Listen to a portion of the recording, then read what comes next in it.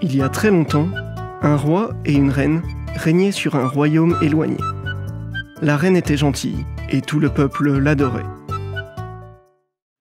La seule tristesse dans la vie de la reine était qu'elle désirait un enfant, mais n'en avait pas. Un jour d'hiver, la reine cousait, puis s'arrêta pour regarder par la fenêtre couleur d'ébène. Elle vit la neige tomber et émit un vœu. Oh, comme j'aimerais bien avoir une fille à la peau aussi blanche que la neige, aux lèvres aussi rouges que la rose et aux cheveux aussi noirs que l'ébène. Peu après cela, le vœu de la reine se réalisa, puisqu'elle donna naissance à une fille à la peau aussi blanche que la neige, aux lèvres aussi rouges que la rose et aux cheveux aussi noirs que l'ébène. Ils nommèrent la petite princesse Blanche-Neige. Malheureusement, la reine mourut après lui avoir donné naissance. Peu après, le roi épousa une nouvelle femme, qui était belle, mais aussi arrogante et cruelle. Elle utilisait de la magie et possédait un miroir magique. Chaque jour, elle lui demandait « Miroir, miroir au mur, qui est la plus belle de toutes ?» À chaque fois que cette question était posée, le miroir donnait la même réponse. « Vous, reine, vous êtes la plus belle de toutes. » Ceci plaisait à la reine, puisqu'elle savait que son miroir magique ne pouvait que dire la vérité. Un matin, lorsque la reine demanda « Miroir, miroir au mur, qui est la plus belle de toutes ?» Elle fut surprise quand il répondit « Ma reine, vous êtes belle, c'est vrai, mais Blanche-Neige est plus belle que vous. » La reine fut saisie de jalousie et de rage et ordonna à son chasseur d'emmener Blanche-Neige dans les bois et de la tuer. Elle demanda que le chasseur revienne avec le cœur de Blanche-Neige comme preuve. Le pauvre chasseur emmena Blanche-Neige dans les bois, mais se trouva incapable de tuer la fille. Il lui dit de s'enfuir et de ne plus jamais revenir au château. Le chasseur épargna Blanche-Neige et ramena plutôt à la reine le cœur d'un cerf.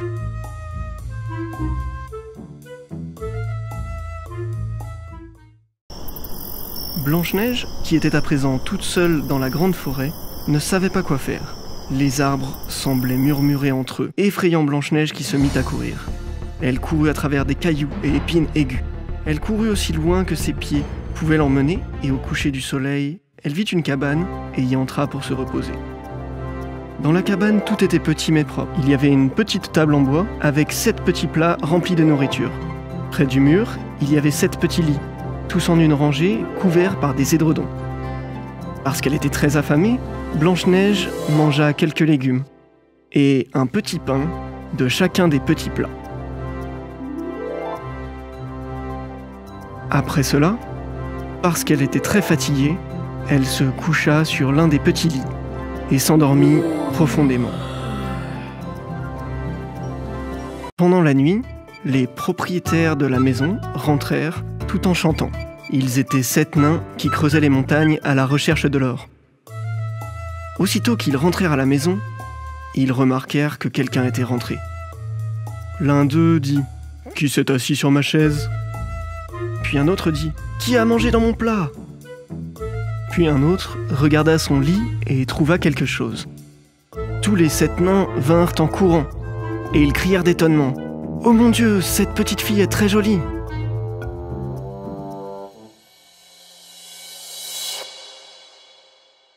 Blanche-Neige se réveilla, et lorsqu'elle vit les 7 nains, elle fut effrayée.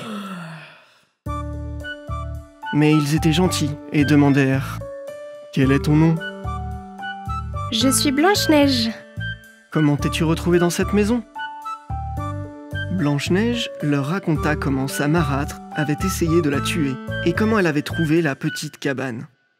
Les nains discutèrent entre eux pendant un moment et dirent « Si tu peux préparer, faire les lits, faire la lessive, coudre et garder la maison au propre, tu peux rester avec nous. Tu auras tout ce que tu voudras et nous assurerons ta sécurité. » Oh oui, de tout mon cœur.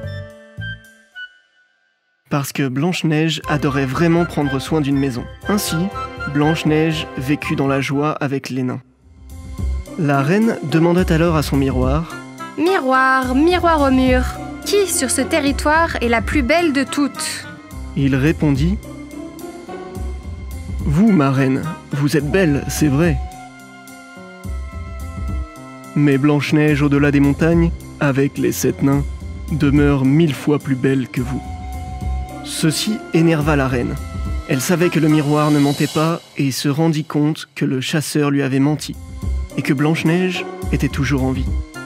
Finalement, la méchante reine pensa à un plan pour éliminer Blanche-Neige une fois pour toutes. Elle alla dans sa chambre secrète et prépara une pomme empoisonnée. De l'extérieur, elle était attirante et quiconque la verrait voudrait la manger. Mais quiconque mangera une toute petite portion mourra.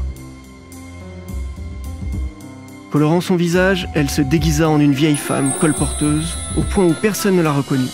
Elle voyagea vers la maison des nains et cogna à la porte.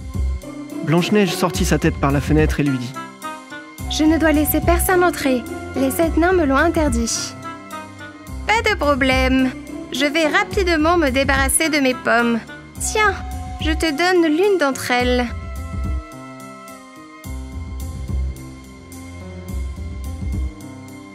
Blanche-Neige eut envie de la belle pomme. Elle ne put résister. Elle prit la pomme empoisonnée par la fenêtre et la mangea. À peine avait-elle pris une bouchée qu'elle tomba, morte, au sol. La reine la regarda méchamment, riant à haute voix, et dit: « Blanche comme la neige, rouge comme la rose, noire comme l'ébène, les nains ne pourront jamais te réveiller. » De retour à la maison, elle demanda à son miroir: « Miroir, miroir au mur, qui sur ce territoire est la plus belle de toutes ?» Il répondit finalement: « Vous, ma reine, vous êtes la plus belle de toutes. » Ainsi, son cœur, jaloux et cruel, était en paix et elle ria méchamment. Lorsque les nains rentrèrent à la maison ce soir-là, ils virent Blanche-Neige allongée au sol. Ils la regardèrent avec nostalgie. Ils lui parlèrent, la secouèrent et pleurèrent devant elle. Mais rien ne changea. La chère fille était partie. Finalement, ils voulaient l'enterrer. Mais elle était toujours aussi fraîche qu'une personne vivante et avait toujours ses belles joues rouges.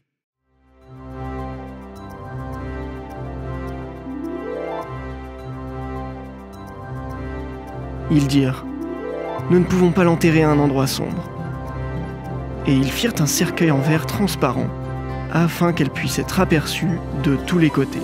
Ainsi, ils la placèrent dans le cercueil et veillèrent sur elle. À présent, il arriva qu'un prince entra dans ses bois et entra dans la maison des nains, où il chercha refuge pour la nuit. Il vit le cercueil avec la belle Blanche-Neige à l'intérieur et lut ce qui était écrit dessus, en lettres d'or. Puis il dit aux nains: « Laissez-moi prendre le cercueil, je vous donnerai tout ce que vous voulez en retour. » Mais les nains répondirent: « Nous ne le vendrons pas pour tout l'or du monde. » Puis il dit: « Donnez-le-moi donc, parce que je ne pourrais vivre sans être en mesure de voir Blanche-Neige. Je l'honorerai et je la respecterai telle que celle que j'aime plus que tout. » Lorsqu'il parlait, les bons nains eurent pitié de lui et lui donnèrent le cercueil. « Vous pouvez le prendre, mais s'il vous plaît, faites quelque chose pour la guérir, monsieur. Nous avons tout essayé, » dirent les nains. Le prince s'approcha et ouvrit doucement le cercueil. Il y regarda la belle Blanche-Neige, prit tendrement sa main et y posa un bisou. Blanche-Neige ouvrit instantanément les yeux et se leva doucement. Elle vivait une fois encore. « Mon Dieu, où suis-je » a-t-elle crié. Le prince content dit: « Vous êtes avec moi. Je vous aime plus que tout au monde. Venez avec moi dans le château de mon père. Vous deviendrez ma femme. »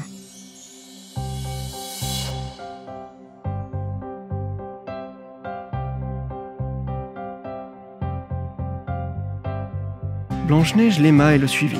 Leur mariage fut organisé avec splendeur et majesté. Lorsque le roi apprit que la méchante reine avait fait, il fut rempli de colère. La méchante reine fut bannie du royaume pour toujours, et le prince et Blanche-Neige vécurent heureux.